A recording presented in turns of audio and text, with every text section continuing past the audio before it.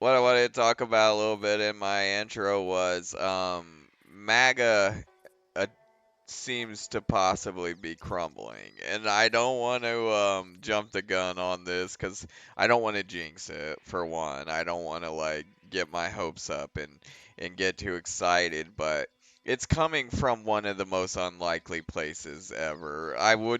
Man, this Representative Marjorie Taylor Greene has been one of the most despised MAGA, you know, just minions. What's the word?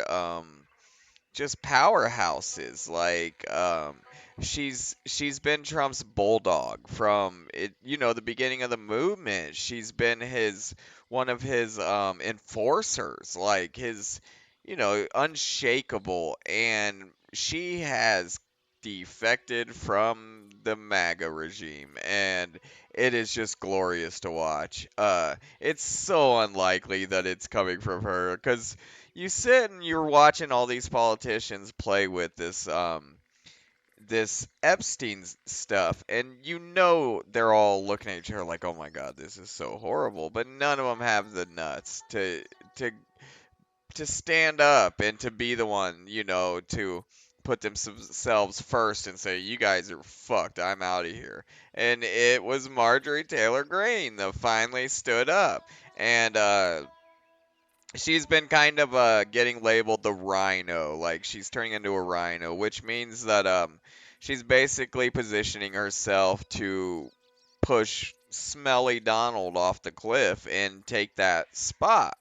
And I imagine, feels like she's done enough fighting for these scumbags and she's ready for her time. And I'm totally here for it, honestly. And I'm not, I understand that Miss Green is out for herself. Like, this is self-preservation. This is greed. This is a power grab. Uh, but if this person plays a big role in toppling Donald Trump and MAGA and just kind of gets us all back on track with normal American politics, dude, I will celebrate her as an American hero. I do not give a fuck. Her political affiliation, whatever. And so been happening is she's been going on The View. She went on The View first off, which totally pissed Donald off.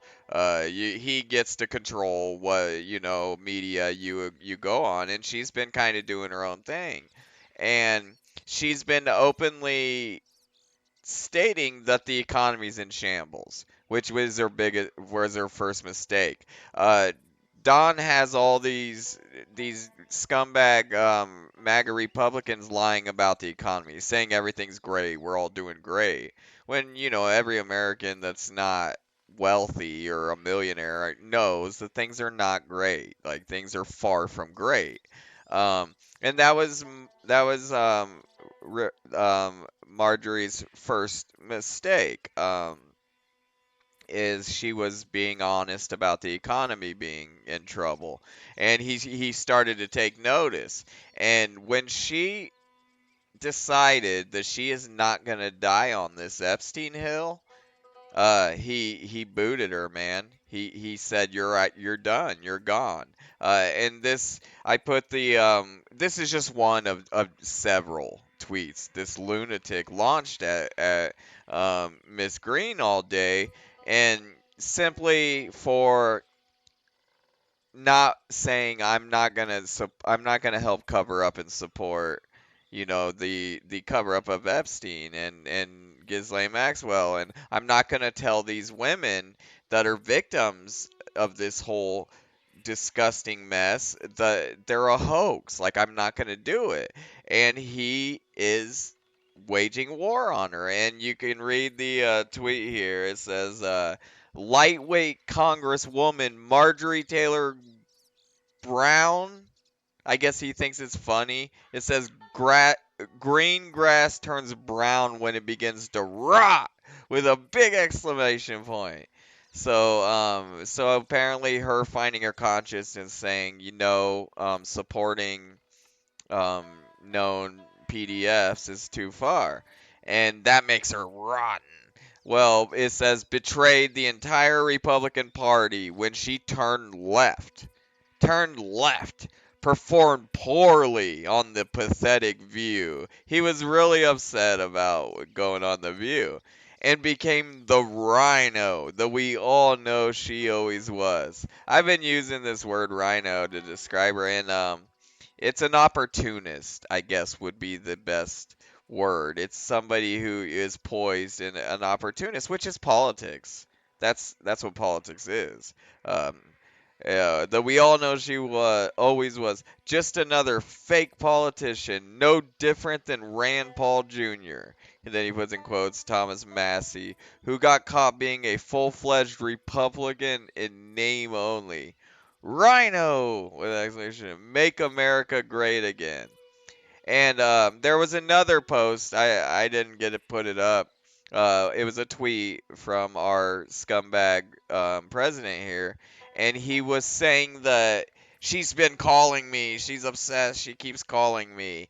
And what Representative Green did is she posted the messages, and she says, President Trump just attacked me and lied about me. I haven't called him at all. And these politicians, there's all this is recorded. You can't really lie about these things like that. If people are gonna the journalists and reporters are gonna go and look like did they call like there's no secrets when you're at this level.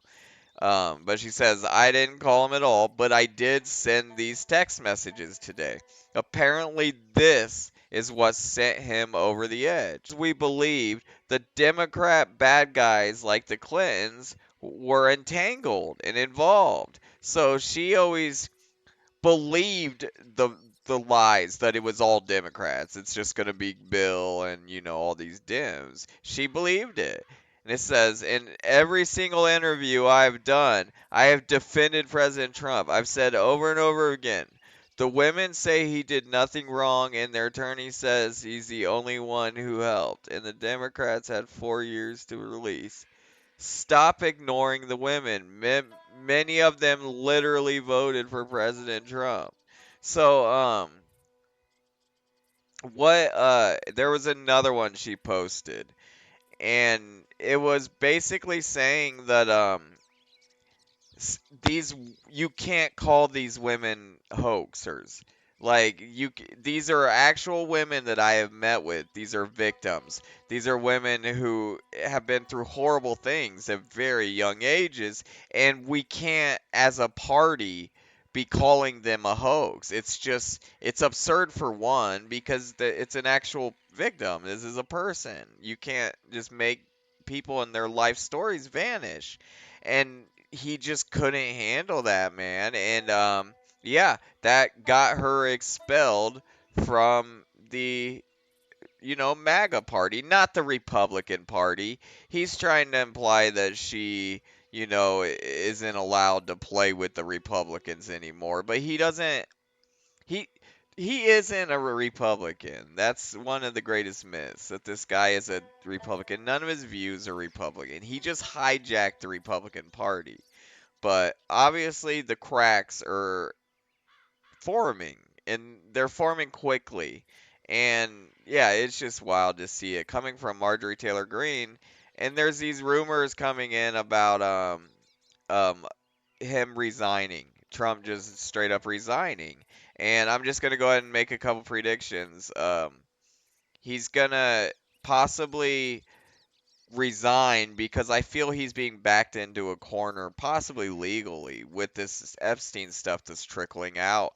And his advisors and legal team are gonna start telling him like, look, you might end up in prison for this shit. There's a very good chance you're gonna go down for this, and they're gonna pull this Nixon scheme where you resign the presidency, and then your buddy J.D. Vance takes over the office, and he issues a full pardon immediately because and I know it sounds crazy, like, oh, Trump would never give up the office. When his ass is on the line and he's got all these people staring at him in front of his desk saying you're gonna go to prison, like you're about to be outed as one being part of the most one of the most damaging, destructive PDF rings in American history. He's going to have to make a decision. Am I going to grasp on to the presidency, or am I going to save my own ass? And he's going to save his own ass, most likely. And what they'll probably do is he's going to resign the presidency due to health reasons. And then JD Vance will issue him a full pardon, and then we'll see where we go from there. And I'm seeing a lot of these MAGA types on X and Twitter. They're saying, we're moving on without him, and MAGA doesn't die. Like America, this movement is bigger than Trump, and I'm starting to realize that it's a little it's a little scary because this movement is about, white nationalism, racism, bigotry, white supremacy, getting the white man back in power place, where we belong, all that bullshit. And that is bigger than Trump. I'm not even sure Trump really engages much in that. He just uses it. He weaponizes those people. But he's not really even he like I've kind of talked about people before. He doesn't seem intelligent enough to even have a philosophy. It's just greed, power, real basic emotions. But so it is possible that what comes after this monster is worse. And yeah, it's a little scary to me to think about, and we just got to see. But it's these are definitely promising signs. And this rumor about him and Bill Clinton is very strange. It's coming out in these emails, the leak that are causing all this ruckus.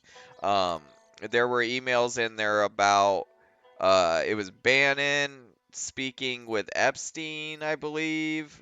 Don't quote me, I could be wrong on that. But basically, in the emails, they were saying the Don was on record or on camera giving Bubba, they call him, which is Bill Clinton, a blowjob. And they were saying that Putin had pictures. They were kind of joking, spitting back and forth. Did you know Putin has pictures of Don giving Bubba a blowjob? And this wasn't a joke. This was an inside joke. It was an inside joke, but it wasn't a little gag or a rib. These guys were talking about it back and forth, and this is very strange. These these men, these old men are just vile. I don't know what else to say. And I knew it was going to cross political lines. Like, I was never naive to think it was just all going to land on the Republican Party. Like, I'm not stupid. But, man, this is going to be ugly. It's going to be bad. Um, it's going to. It's gonna reach into a lot of different areas other than politics. What's up, Rotary? Um, the one area that I know it's gonna really affect and crumble is um American pop culture, Hollywood, music, the music industry, and that's where it's gonna be tough to deal with. And yeah, we're all gonna have to take a long look at what the United States has become and what has been normalized, possibly in our media, and yeah, we might have to correct our culture. They talk about on like NFL teams a lot, like a lot of it is their culture. Like if they have a hardworking culture, or, a lazy culture, we're gonna have to correct our culture, and we got a lot of fucking problems, obviously. And there are politicians like you have Marjorie Taylor Greene here saying, "I will not die on this hill for you. I will not plant a flag to and defend Max, you know, Ghislaine Maxwell and Epstein with you." But there are politicians doing it, and there are ones trying to almost normalize it. Like say, oh, these are just men that liked barely legal girls. 14, 15-year-old girls are not barely legal. Those are kids. Like those are little kids. Don't buy any of that bullshit. If you see them trying to almost like blur the line, 16, 17, 15, what's the difference? They're fucking children. That's the difference. It's a crime, it's illegal, and they're preying upon the people that we were trusted to protect. It's it's the worst crime you could do to humanity, and yeah, everyone involved needs to be held responsible. But all right, we'll have to see. We'll just have to see how it plays out.